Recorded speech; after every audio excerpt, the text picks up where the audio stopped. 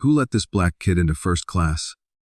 The man's voice cut through the cabin like a slap, sharp enough that heads turned even before anyone understood what was happening. The curtain between first class and economy was half open, and a 10-year-old girl stood frozen in the aisle, her small hands clenched at her sides, eyes wide as she stared at a crying boy curled into a leather seat. He was screaming without sound, mouth open, face red, his whole body shaking like he was falling apart from the inside. His father stood over him, tall, expensive, furious, radiating control that was slipping by the second. "Get her back to economy now," the man snapped. "Before she touches my son." 6 hours earlier, no one on that plane knew any of this was coming. Los Angeles International Airport, Gate 42B just after 9 at night, was the kind of tired that settled into your bones. Fluorescent lights hummed overhead. A janitor pushed a mop bucket past shuttered shops. Somewhere a baby cried, then stopped, then cried again. In the last row of plastic seats by the window, Diane Owens sat with her eyes closed, shoulders slumped inward like she was bracing against something invisible. She was 38 but looked older tonight, grief carving quiet lines into her face. 3 days ago she'd buried her mother, a small church in Compton, folding chairs. A casket she couldn't really afford but bought anyway because Mama deserved dignity. Now the funeral was over, her sisters had gone back to their lives, and Diane was flying home to New York with a weight in her chest that refused to lift. Beside her sat Daisy Owens, 10 years old, feet dangling above the floor. Cornrow braids neat but starting to frizz, a faded hoodie hanging off her thin shoulders. The hoodie was too big, sleeves covering her hands when she wasn't careful. In her lap was a thick book, not a children's book, but a guide to American Sign Language, pages dog-eared from use. Daisy's eyes moved quickly, absorbing every shape, every diagram. Diane watched her daughter for a moment, then closed her eyes again. Despite everything, seeing Daisy read like that gave her a small, steady warmth. Her girl always found ways to be useful. Always noticed people other folks missed. A few seats down, an elderly white woman struggled with her phone, tapping the screen, frowning, turning it this way and that. Daisy noticed immediately. She slid off her chair without a word and walked over. The woman looked up, surprise flickering across her face as she took in the cornrows, the hoodie, the brown skin. Then Daisy's hands lifted and began to move. Smooth, confident. The woman's whole posture changed. Her shoulders relaxed. Her face softened. She signed back slower, arthritic fingers forming careful shapes. They spoke in silence for almost a minute, smiling, nodding, connected in a way words couldn't touch. Daisy took the phone gently, fixed something, handed it back. The woman laughed. Delighted, pressed her hands to her lips in thanks. Daisy signed something back that made her laugh again, then returned to her seat like nothing extraordinary had happened. Diane opened her eyes and watched her daughter settle back in, pride pushing gently against the grief. That was Daisy. Always bridging gaps nobody else even saw. No boarding first-class passengers for Flight 1142 to New York JFK. The announcement crackled through the terminal. A line of people rose immediately. Suits, heels, confident movements. A man walked past Diane and Daisy without seeing them at all, eyes sliding over them like they were part of the floor. Richard Ashford, a third, mid-40s, tailored gray suit. AirPods and phone already in hand. Power clung to him the way cologne clings to skin. Behind him walked a small boy, maybe 7, head down, shoulders tight, clutching an iPad like a shield. A cochlear implant curved behind his right ear, a tiny blue light blinking. The boy's mouth moved, but no sound came out. His free hand moved instead, fingers shaping a word over and over. Daisy's breath caught. "Mama," she whispered. "That boy is signing." Diane's hand found her shoulder. "Don't stare, baby." Her voice was gentle but firm. She'd learned which moments needed caution. "It's not our business." "But he's scared," Daisy said quietly. "He's telling his dad something." "I know," Diane replied, softer now. "But we can't fix everything." They watched as Richard handed over his boarding pass, exchanged a few easy words with the gate agent, and disappeared down the jetway. The boy hurried after him, still signing, still unheard. Economy boarding followed. Diane and Daisy joined the line at the back, as they always did. Someone stepped in front of them without apology. Diane inhaled slowly and let it go. Daisy squeezed her hand. They walked down the jetway and onto the plane. As they passed first class, Daisy glimpsed the wide leather seats, the champagne glasses, the calm smiles of flight attendants.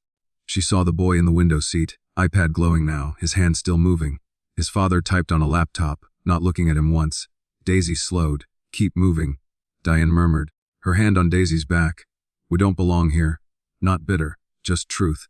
They reached row 34, the last row, middle seat for Daisy, aisle for Diane. The seats didn't recline. The engine noise was loudest back here.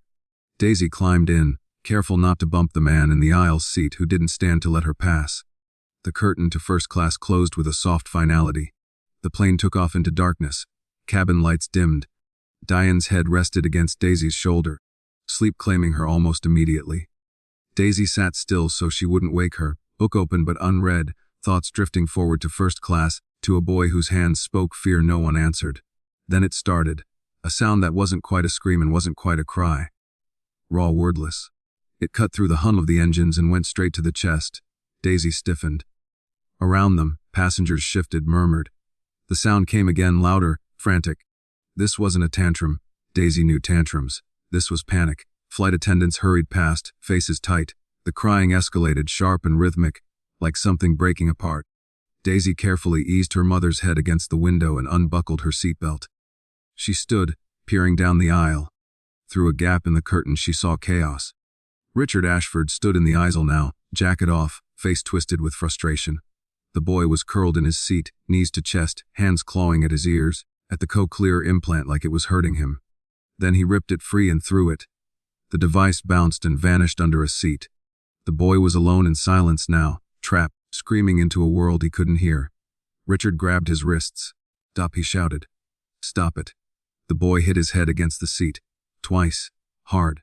Daisy's heart pounded. She knew this. Cabin pressure. Overload. Fear with no words. She touched her mother's arm.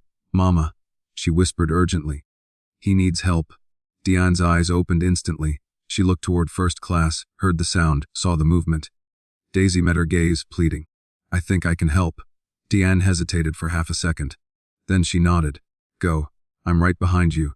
Daisy stepped into the aisle and started forward. Small shoulders squared, heart racing. She reached the curtain. A flight attendant stopped her, hand firm on her shoulder. "Miss, you can't be here." "I know sign language," Daisy said, voice shaking but clear. "I can help him." The attendant looked at her, then at Richard Ashford. Richard turned slowly, eyes scanning Daisy from shoes to hoodie to braids. His expression hardened. "We're fine," he said flatly. "Send her back." And as the boy screamed again, louder than before, the curtain fluttered between worlds, and Daisy Owens stood right on the line, waiting to see whether anyone would let her cross. The flight attendant tightened her grip, already preparing to turn Daisy back toward economy, already deciding this was easier than pushing against a man like Richard Ashford. Daisy didn't pull away. She didn't raise her voice. She just looked past the attendant at the boy whose body was shaking so hard it rattled the seat. "Please," she said again, softer now, "the way you talk to someone standing on a ledge. He's not being bad, he's scared. And he can't hear any of you." Richard scoffed, the sound sharp and dismissive. "I paid $300,000 for specialists," he snapped. "Harvard trained, the best in the country. And some little girl from the back of the plane thinks she knows better." His eyes flicked to Daisy's hoodie, her sneakers, her skin. "What does your mother do?" The question landed heavy. Diane stepped forward before Daisy could answer. "I clean at a school," she said evenly. "A school for the deaf."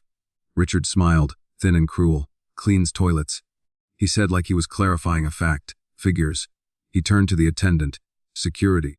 Remove this janitor's daughter from my cabin before she touches my son." The words rippled through first class. Heads turned. Some faces tightened with discomfort. Others looked away, relieved it wasn't their problem. Tyler screamed again, louder, his hands slamming against his own chest now. Eyes squeezed shut like the world was attacking him from all sides. Daisy flinched at the sound, not because it was loud, but because she knew what it meant. Panic stacking on panic. The attendant hesitated, fingers brushing the radio on her belt. "Sir," she said carefully, "if the child cannot be calmed, we may need to notify the captain." Richard's control cracked just enough to show the fear underneath. "I said I've got it," he barked. He reached for Tyler again, trying to hold him still. Tyler fought harder, his legs kicking, his head jerking back and forth. The motion was wild now, dangerous. A man in the front row muttered, "For God's sake, do something." Another passenger whispered, "This is unbearable." Daisy felt anger rise, hot and sharp, but she swallowed it down. Anger wouldn't help Tyler. She stepped forward despite the attendant's hand. "Don't hold him like that," she said louder now, urgency creeping into her voice.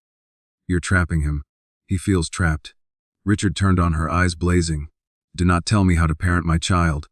He leaned down, close enough that Daisy could smell his cologne. "You don't belong here." The words hit harder than the insult. Belonging was power, and he knew it. Daisy's throat tightened, but she didn't move. She looked at Tyler instead. Even through the chaos, his hands were still trying to say something, movements jerky and desperate. One word, over and over, scared. That's when another voice cut in, calm and unyielding. "Mr. Ashford." The woman in 2B stood slowly, pearl earrings catching the cabin light. She didn't raise her voice, didn't rush. She simply stood there, and somehow the space shifted around her. "I've watched you refuse the only help that makes sense," she said. "I don't care where that child is sitting or what she looks like. Your son is suffering. Let her try." Richard bristled. "This doesn't concern you." The woman's eyes hardened. "It concerns everyone on this plane when a child is in pain." Silence fell, thick and electric. The flight attendant froze, hands still hovering. Tyler's cries dipped, then spiked again, his body trembling with exhaustion. Richard looked around, at the faces watching, at the attendant waiting, at his son breaking in front of him, his jaw clenched, pride and desperation wrestled across his face. "Fine," he said finally, the word torn out of him. 2 minutes. The attendant released Daisy's shoulder. Diane exhaled, shaky. Daisy didn't run. She walked forward slowly, deliberately, like she was approaching a wild animal. She stopped a few feet from Tyler and did something no one expected. She sat down on the carpeted floor of first class, legs crossed, making herself small. Level, non-threatening. Richard opened his mouth to protest, then stopped. Daisy raised her hands, palms open, fingers relaxed. She waited. Tyler's screams softened into ragged sobs, his body stilled just enough for his head to lift. Through swollen eyes he saw her hands. Not grabbing, not pointing, just there. Daisy signed one word, slow and clear. "Hello." Tyler stared. His breathing hitched, his hands twitched. Daisy didn't move. She signed again, her name, fingerspelling each letter carefully, then forming the shape of a flower by her cheek. Tyler's eyes followed every motion. His sobbing slowed. He shifted, uncurled slightly, drawn in despite himself. Daisy smiled gently and signed, "I see you. You're safe." Tyler's hands lifted, shaky but responding. His fingers formed the sign he'd been repeating all along, scared. Daisy nodded, her face softening. "I know. Scary up here. Loud." Tyler's eyes widened. Someone understood. The cabin seemed to lean in. Richard stood frozen, watching his son connect with a stranger in a language he didn't know. Daisy kept her movements slow, steady, grounding. "Want a story?" she signed. "Make the scary smaller." Tyler hesitated, then nodded. Daisy began to tell a story with her hands, shaping animals in clouds and wind, pulling Tyler out of his body and into a place where fear could be managed, controlled. His breathing evened. His shoulders dropped. He leaned forward, completely focused. Behind them, Richard's face changed. The anger drained away, replaced by something raw and unfamiliar. He watched his son smile for the first time that night, maybe the first time in months. The 2-minute deadline ticked past unnoticed, and as Daisy's hands painted a world Tyler could live in, Richard Ashford realized something terrifying. All his money, all his power, all his experts had failed. And a little girl he'd tried to throw out of first class was reaching his son in a way he never had. Richard's knees weakened, and he sat down hard in the nearest empty seat, not caring whose it was. His eyes stayed locked on Tyler, on the way his son's hands now moved with purpose instead of panic, shaping the air as Daisy responded, matching him, guiding him, never interrupting, never correcting too harshly. Tyler laughed silently at something she signed, his mouth opening in a grin so wide it startled Richard. That laugh hit him like a punch to the chest. He couldn't remember the last time he'd seen it. Not the tight, practiced smile Tyler used for photos or doctors, but this, unguarded, bright, alive. Richard swallowed, his throat burning. The flight attendant glanced at him, eyebrows raised, silently asking if she should intervene. He shook his head, unable to speak. Diane stood just beyond the curtain, hands clenched together, heart hammering. She'd felt that familiar fear when Richard had called Daisy a janitor's daughter, that old, ugly fear that came from knowing how easily things could turn dangerous for a black child who refused to stay invisible. But now she watched Daisy sitting on the floor of first class like she belonged there, calm as water, and pride swelled so strong it hurt. Daisy wasn't begging for permission anymore. She was doing the work. Tyler leaned closer to Daisy, his small fingers tugging lightly at her sleeve. He signed something tentative, eyes searching her face. Daisy nodded and signed back, slow and clear. "Your dad is here. He's watching." Tyler glanced toward Richard, uncertainty flickering across his face. Daisy followed his gaze, then signed gently, "He wants to understand." Tyler's hands hesitated. He signed, "He's mad." Daisy looked at Richard, then back at Tyler. "No," she signed carefully. "He's scared too." Tyler blinked, surprised. The idea seemed new to him. Richard felt exposed, like the child had somehow seen straight through him. He leaned forward, elbows on his knees, hands clasped together so tightly his knuckles whitened. He watched Daisy's hands, tried to memorize their shapes, their rhythm. He realized with a sick twist of shame that he'd never once seriously tried to learn this language. He'd outsourced it, paid others to bridge the gap between him and his son. And here was a 10-year-old girl doing it for free, because she cared. Tyler signed again, more confident now. Daisy laughed softly and signed back, embellishing his words into a story, encouraging him. The boy's shoulders relaxed completely, his body no longer coiled for impact. Around them, first-class passengers slowly exhaled, tension draining from the air. Someone sniffed quietly. Someone else murmured, "My God." The woman in 2B sat back down, her lips pressed together, eyes shining. She didn't need applause. This moment was bigger than that.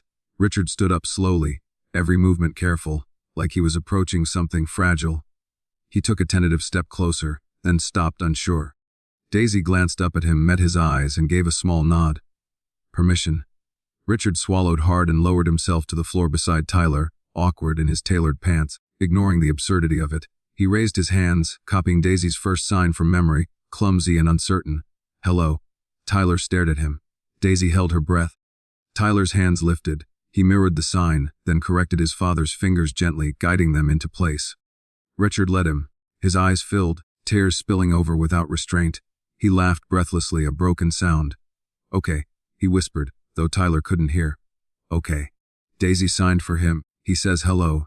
Tyler's face lit up. He signed something quick and eager. Daisy glanced at Richard.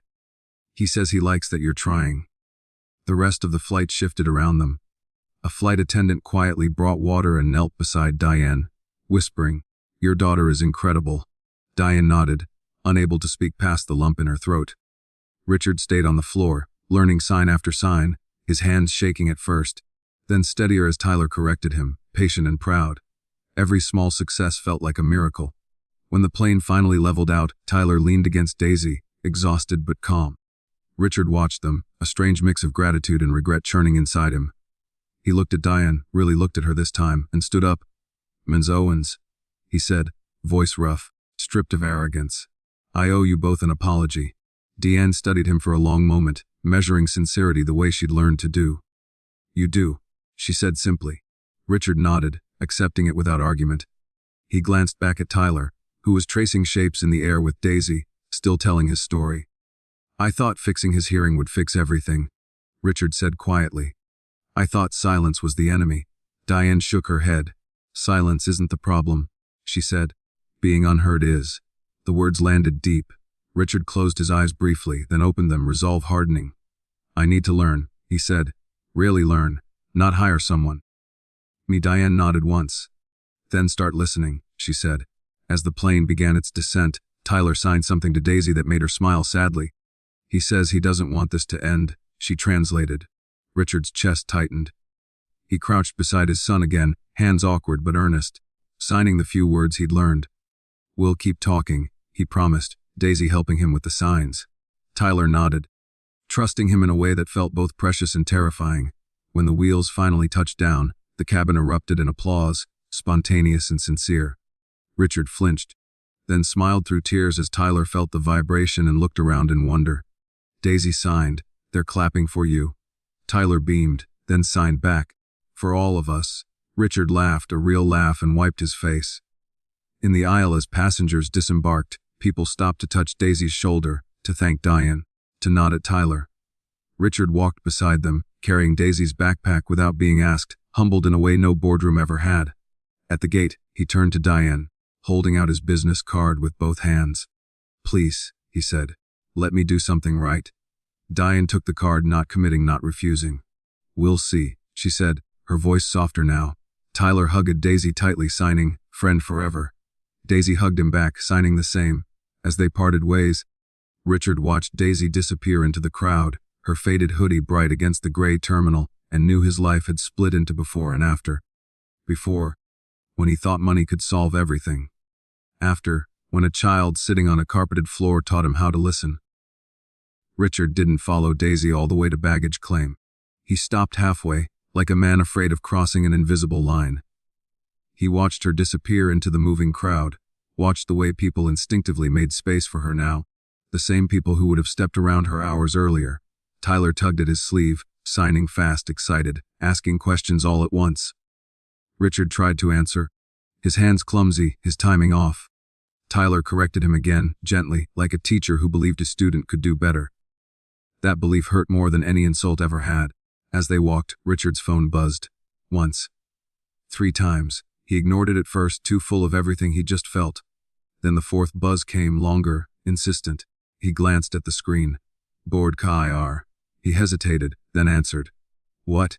he said, sharper than he meant to. The voice on the other end didn't bother with greetings. "Richard. What the hell happened on that flight?" A pause. "We're already getting messages. A donor's wife was on board. She said you caused a scene. Said you were emotional." The word dripped with disapproval. Richard's jaw tightened. He looked down at Tyler, who was signing about clouds again, completely unaware. "My son had a medical episode," Richard said. "It's handled." The voice scoffed. "Handled by who?" "I'm hearing some story about a kid from Coach sitting on the floor of first class. You know how that looks." Richard closed his eyes briefly. "It looks like my son needed help," he said. "And he got it." Silence crackled on the line. Then, colder, "Careful. You're already on thin ice after last quarter. We don't need optics like this. Especially not with the foundation launch coming up. The board expects discipline. Discipline. Order, control. The things Richard had built his life on." He hung up without responding. Tyler looked up at him, sensing the shift. He signed, "Dad mad." Richard crouched down, forcing a smile, signing slowly. "No dad thinking." Tyler studied his face, then nodded, accepting that answer for now.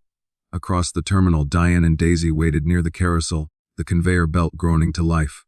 Daisy was quieter now, the adrenaline wearing off, leaving behind exhaustion and a strange heaviness. Diane watched her carefully. "You okay, baby?"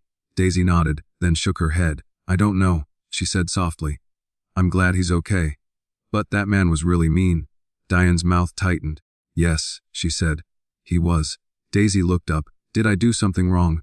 Diane stopped walking, knelt so they were eye to eye. "No," she said firmly. "You did something brave. And brave things make some people uncomfortable." Daisy frowned. "Why?" Diane sighed. "Because it reminds them of things they don't want to face." A man in a dark suit passed too close, his shoulder bumping Diane's arm. "Watch it," he muttered, not slowing. Daisy stiffened. Diane felt the familiar flare of anger, tamped it down. "Not here. Not now." She pulled Daisy closer. But she couldn't shake the feeling that eyes were on them. That something had shifted in ways she couldn't yet see. At the other end of the terminal, Richard stood with Tyler, staring at the same departure board. He felt the weight of what he'd unleashed. Not just gratitude, not just guilt. Consequences. He had humbled himself publicly. He had let a narrative form without controlling it. Men like him didn't get forgiven for that. They got corrected. His phone buzzed again. A text this time. "We need to talk. Urgently." He slipped the phone back into his pocket and took Tyler's hand, signing, "Home soon." Tyler smiled, trusting, unaware of the storm gathering behind his father's eyes. Diane felt it too, that pressure in the air, like the moment before thunder. She loaded their bags, Daisy helping, both of them moving on instinct now. As they turned toward the exit, Daisy glanced back once, scanning the crowd, as if she sensed something unfinished. "Mama," she said quietly. "That boy, I think we're going to see him again." Diane followed her gaze, saw Richard across the terminal, standing very still, his face set, his eyes no longer soft. Something hard had settled there. "Maybe," Diane said. "But next time won't be so simple." Behind them, unnoticed, a man raised his phone and snapped a photo. A little girl with cornrows, a tired woman beside her. The caption already forming in his mind. The story was about to escape the airport, and once it did, it wouldn't belong to any of them anymore. By the time the photo hit social media, Diane and Daisy were already in a cab, the city sliding past in gray streaks of dawn. Daisy's head rested against her mother's shoulder, eyes closed, body finally giving in to sleep. Diane watched the streets, her reflection in the window looking older than it had a day ago. She felt proud, terrified, both at once. She didn't know why, but her instincts were screaming that what happened on that plane wasn't over. It never ended that cleanly. Not when pride got bruised. Not when power felt challenged. Richard stood in the terminal long after most passengers had left. Tyler sat on a bench beside him, swinging his legs, signing to himself, replaying the story Daisy had told, adding new details, new adventures. Richard barely noticed. His phone kept buzzing. Texts, missed calls. He finally looked. Headlines were already forming. First class meltdown midair. Billionaire loses control on flight. One message from a board member cut deeper than the rest. We didn't build this company by letting emotions run the show. Remember who you are. Who you are. Richard looked at Tyler, at the small hands moving confidently now, telling a story no one else could hear. For the first time, the question hit him hard. Who was he really? The man who controlled narratives, or the father who had almost lost his son because he refused to listen? He silenced the phone and signed to Tyler, slow and deliberate. Hungry. Tyler nodded eagerly. That small normal moment felt like rebellion. 2 days later, the video surfaced. It wasn't even the full story. Just a shaky clip from somewhere behind the curtain. Tyler crying, Richard standing tense, Daisy sitting on the floor of first class. No sound from her, just her hands moving, Tyler slowly calming. The caption read, "Rich man humiliates black child until she saves his son." It spread like wildfire.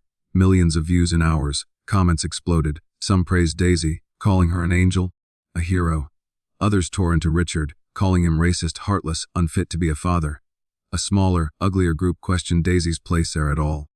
Why was she in first class? Where were her parents? This feels staged. Diane watched the numbers climb on a borrowed phone at work, her stomach twisting tighter with every refresh. By lunchtime, her supervisor pulled her aside. "Diane," she said gently, "there are reporters calling the school." Diane's breath caught. "What?" "They want to talk to Daisy. To you. Administration says we need to be careful." Careful. The word felt like a warning. Diane went back to mopping floors with shaking hands, every instinct screaming protect. Daisy didn't need cameras.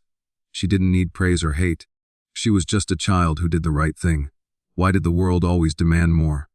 Across town, Richard sat in a glass conference room. 12 men and women staring at him like he was a liability. "You embarrassed us," one of them said flatly. This foundation launch was supposed to be about innovation, not this. Another slid a tablet across the table, showing comments dissecting Richard's words, freezing his worst moment into eternity. Public apology. Someone suggested. Distance yourself. Another said. Spin it. A third added. Richard listened, jaw tight, hands still. Then he stood. "No," he said. The room stilled. "I'm not spinning anything." Murmurs erupted. "Richard, think about." "I am thinking." He snapped, then stopped himself. He inhaled slowly, signed unconsciously. The word Daisy had taught him. "Hello," he dropped his hands, embarrassed, then didn't care. "That girl didn't save my image. She saved my son.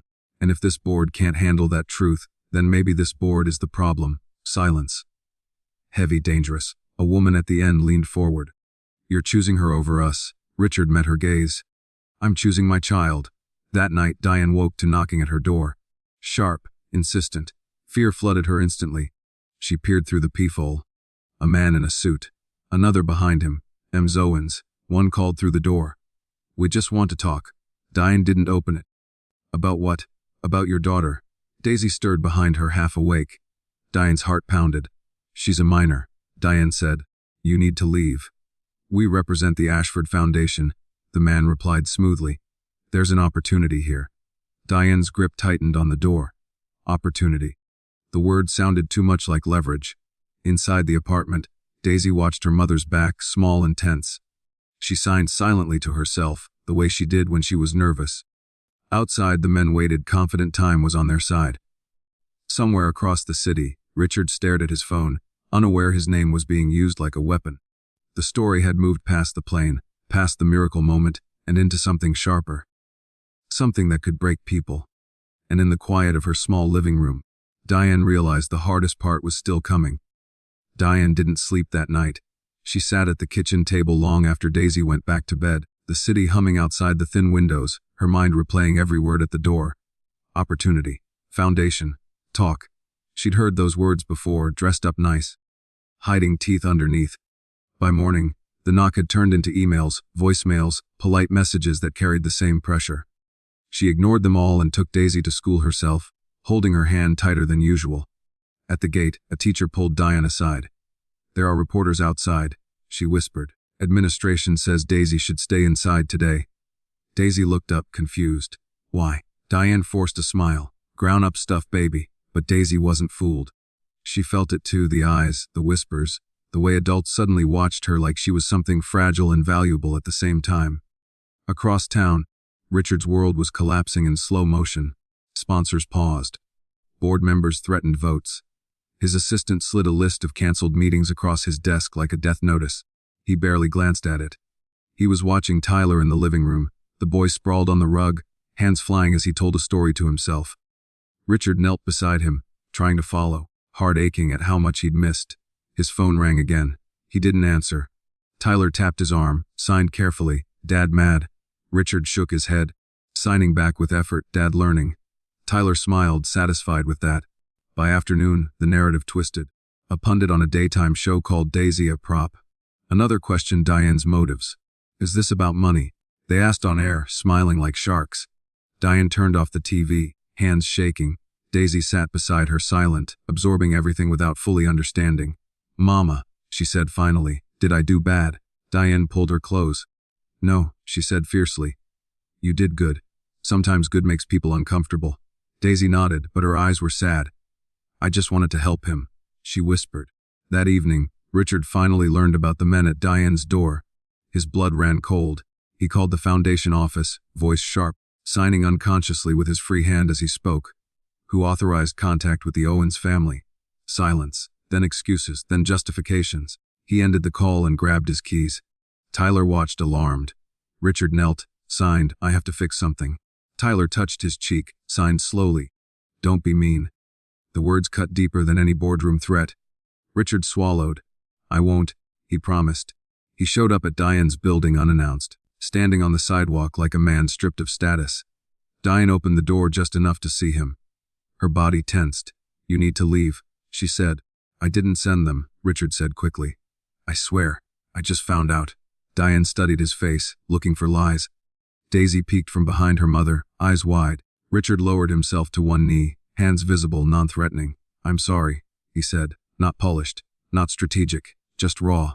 I lost control of the story. And that put you in danger." "That's on me." Diane's jaw clenched.